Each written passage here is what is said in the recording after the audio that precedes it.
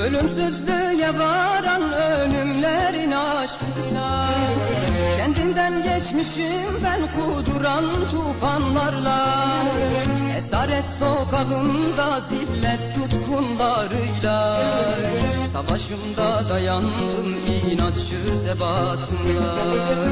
Savaşımda dayandım inatçı zebatımla. Şehadete susamışım ben de şehadete, kurban olacağım kurban bu şanlı ümmete. Şehadete susamışım ben de şehadete, kurban olacağım kurban bu şanlı ümmete. Kurban olacağım kurban bu şanlı ümmete.